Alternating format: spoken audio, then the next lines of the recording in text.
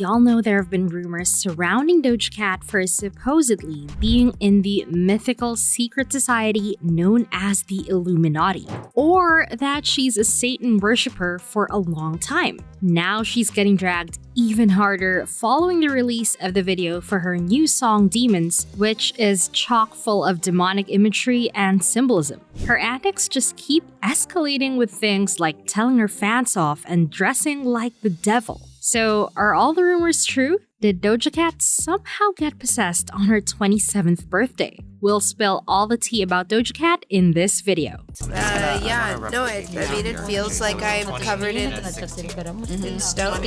Outside, and then a 6 up. It's hard to describe. You got it. Definitely hard to describe. If there was any wonder why people speculated about Doja Cat's possible affiliation with Satanism and interest in all things demonic, it was quickly made more apparent at the 2023 Schiaparelli fashion show in Paris back in January, when Doja Cat showed up rocking a completely red aesthetic covered in crystals. This look was accomplished by Doja working with a phenomenal makeup artist named Pat McGrath, as well as designer Daniel Roseberry. Here's what McGrath had to say about the project. Collaborating with the incomparably talented Doja Cat and Daniel Roseberry was an absolute pleasure. Her patience and dedication as she sat with Team Pat McGrath and I for 4 hours and 58 minutes to achieve the creation, covered in over 30,000 hand-applied Swarovski crystals, was truly inspiring. I honestly can't imagine sitting still for 5 hours to get covered in crystals like that, and I'd imagine they'd itch. You know how when you have makeup on, you almost always itch or need to wipe your face for some reason? Yeah, I bet that was hell with this look. Anyway, Doja must have been really committed to the all red with crystals look to go through with it. And some people have a theory as to why she's doing things like this. Doja Cat has reportedly confirmed her allegiance to the Illuminati recently and admitted that all the rumors surrounding her are actually true. Honestly, these rumors have been really escalating since her 27th birthday. On her 27th birthday back in October 2020, Doja Cat threw an Illuminati-themed masquerade birthday party where she wore an elaborately feathered mask. And as you can see, tons of celebs and music artists showed up donning their own costumes and masks. Some of the attendees included Justin and Hailey Bieber, Kendall Jenner, Coi Leray, Justin Sky, Ty Dolla $ign, Shawn Mendes, and Tyga. Not only did the DJ play the current hip-hop hits of the day, lots of 50s jazz music was played to keep with the party's theme. She also had a 3-tier birthday cake that was covered in Illuminati and Freemason symbols. Before she blew out the candles on her elaborate cake, she said this: "I love everybody here. Thank you so much for coming. It means the world to me. I'm turning 7 today. I don't look it, but I am, I swear." Of course, that joke was likely just one of those instances of Doja's weird sense of humor. But if you're confused about her 27th birthday party being Illuminati themed, it's likely a nod to the 27 Club celebrity conspiracy. In case you aren't aware, the 27 Club conspiracy started back in the 1970s, when musical geniuses Jimi Hendrix, Jim Morrison, Janis Joplin, and Brian Jones all died at the age of 27 within a 2-year period. Then Kurt Cobain died in 1994 and Amy Winehouse in 2011, both at 27. Another element of this conspiracy is that all of these musicians and celebrities all seem to die as a result of self-harm, accidents, or illicit drug overdoses. The theory alleges that elites in the industry off these stars because their legacy and the buzz surrounding their deaths makes them more money than they would if the stars were kept alive. Anyway, it could be explained that Doja had this party as a way to sort of laugh off rumors about her, and that her escalation in antics is just because the party itself was so fun. But other people think that the birthday party was an initiation ritual for the Illuminati. A few months prior to the elaborate birthday party, Doja got on Instagram Live and shaved her eyebrows. I don't like having hair. I never liked having hair.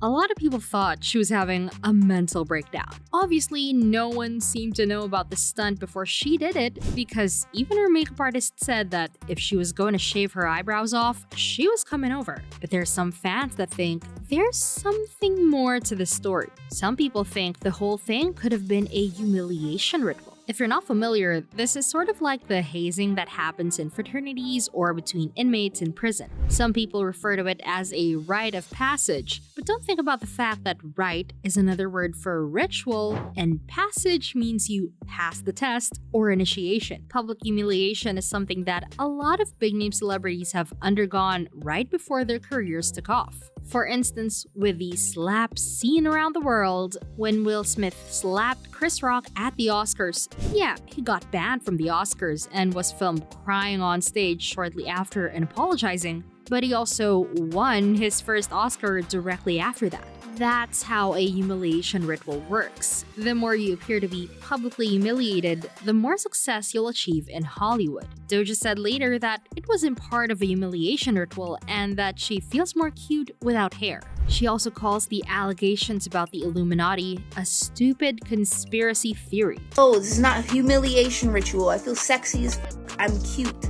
I'm a cute bitch. There, I said it. I'm not gonna say it again because it's cringe. I'm not gonna call myself sexy, but I think that I look great. I look cool. But during one viral TikTok, a user said she thinks that Doja Cat got possessed on her 27th birthday, and that the party was really an Illuminati initiation ceremony that was attended by other big-name artists and entertainers in Hollywood, who are also rumored to be in the secret society. The creator of the video also spoke about the fact that shortly before the party, the rapper had publicly stated that she wanted to quit music and get out of the industry. But since her party, she's not only still in the industry, she's gaining more and more success. One of the comments on the video says, "I remember right before her party, she wanted to quit music. She was saying she was done and regretted becoming famous. Then she had her birthday." Other comments on the video talk about how she said after her birthday she'd rather be famous instead, and that it's included in the lyrics to her Paint the Town Red song. I honestly think that at her birthday party,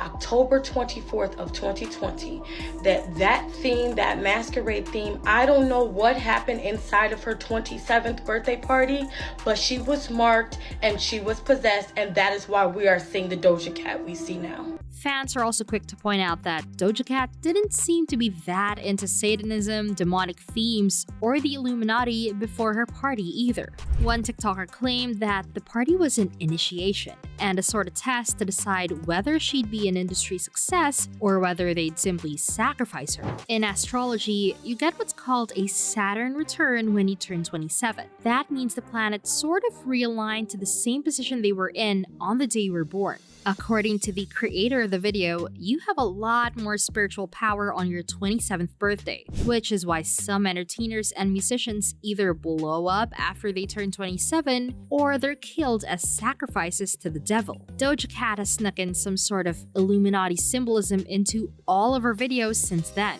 She started getting tattoos with occult themes as well. Some fans are starting to look at her weight and have noticed that she's shed a lot of pounds over the past couple of years, and some people don't think she looks healthy. And weight loss is supposedly consistent with demonic possession. And then when she was talking about preparations for her Red Crystal Fashion Week look, she said she got really sick and was in a ton of pain. So I had gotten super ill. I'm sitting there and I feel the twirling of a knife. My stomach felt like there was a blade in it, and it was just spinning 100 miles per hour. I never felt pain worse than that.